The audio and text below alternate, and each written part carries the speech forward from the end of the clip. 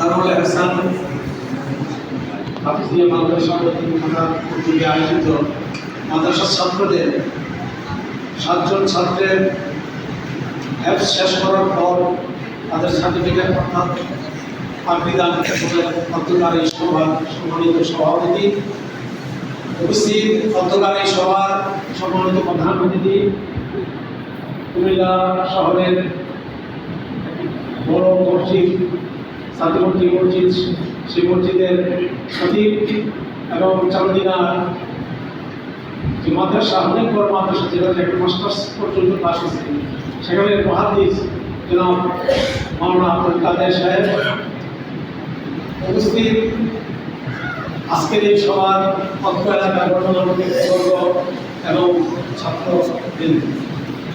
আসলে এখানে বক্তব্য সময় বেশি নাই, 6টা বেজে গেছে, হয়তো অনেক কার্যক্রম হাতে আছে, প্রধান অতিথি থেকে আমরা কথা শুনব। আপনারা জানেন যে দারুল এহসান এই মাদ্রাসাটা 2013 সালে যেটা সেক্রেটারি করেছেন, 13 সাল থেকে কার্যক্রম শুরু হয়েছে। 13 সাল থেকে 2025 প্রায় 1 যুগ, মানে 12 বছর হয়েছে। এরও অনেক আগে যারা ডাক্তার শামসুল আলম সাহেব উনি 2004 সালে মারা যান। উনি মারা যাওয়ার আগে এই মসজিদ এবং মাদ্রাসার নামকরণ করে গেছিলেন। তো মসজিদের নাম, মাদ্রাসার নাম দারুল এহসান জামে মসজিদ, দারুল এহসান হাফিজিয়া মাদ্রাসা গিয়েছেন। ওনার চিন্তা সবসময় একটাই ছিল, এখানে আসলে কোনো ব্যক্তির নাম দেওয়ার কোনো উদ্দেশ্য ছিল না, সব কিছুই করেছেন এই এলাকার জন্য, সব উদ্দেশ্যে এবং আনন্দপুর এবং নন্দপুরের নামই। স্কুল করেছেন, আমার দাদা স্কুলের জায়গা দিয়ে গেছেন। আমার আব্বা যখন 1939 সালে শুরু অবস্থায় উনি স্কুলের জায়গা তৈরি দিয়েছেন। এখানেও কারোর নাম ব্যবহার করা নেই, আনন্দপুর গ্রামের নাম দিয়ে এই প্রতিষ্ঠান দাঁড়ানো করা হয়েছে। প্রতিষ্ঠান দাঁড়ানো করানো ব্যক্তিদের যেমন একটি কাজ, এটাকে চালু রাখা এবং যুগ যুগ ধরে এটাকে এখান থেকে যে উদ্দেশ্যে এই মাদ্রাসা প্রতিষ্ঠা হয়, স্কুল প্রতিষ্ঠা হয়, সেই উদ্দেশ্যকে সফল করা একটা দায়িত্ব সবার। যারা আমরা বেঁচে আছি, আমরা মাদ্রাসা এবং মসজিদকে আগে রাখবো, মাদ্রাসা যাতে দিন দিন আরও সমৃদ্ধি অর্জন করে।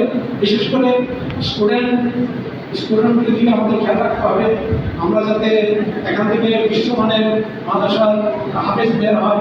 আপনারা জানেন বাংলাদেশের যারা হাফেজ, যদিও বাংলাদেশের আমাদের মাতৃভাষা আরবি না, কিন্তু বাংলাদেশের হাফেজগণ সারা পৃথিবীতে যে হাফেজের কম্পিটিশন হয়, সেই প্রতিযোগিতায় বরাবর প্রায় সময় প্রথম স্থান অধিকার করে, প্রায় সময় জায়গায় প্রথম দ্বিতীয় হয় বাংলাদেশ হাফেজগণ।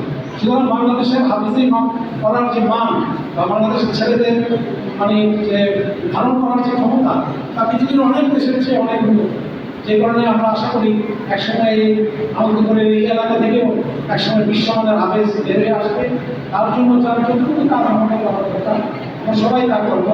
আমরা আশা করি প্রতিষ্ঠানের অভিভাবক বা আমরা একদিন থাকবো, একদিন নাও থাকতে পারি।